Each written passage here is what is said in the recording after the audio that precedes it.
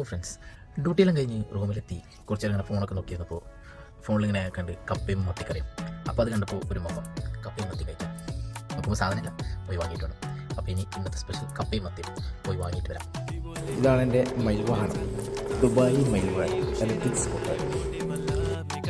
നല്ല രസമാണ് രാത്രി ഇങ്ങനെ ഈ ഇലക്ട്രിക് സ്കൂട്ടറിൽ ഇങ്ങനെ പോകാൻ നല്ല രസമാണ്.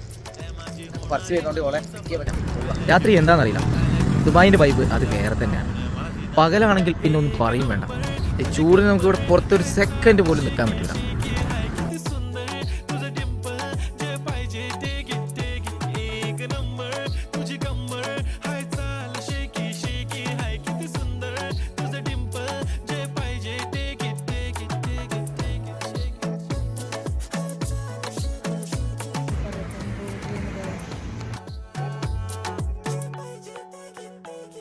Okay, 1, 2, 3.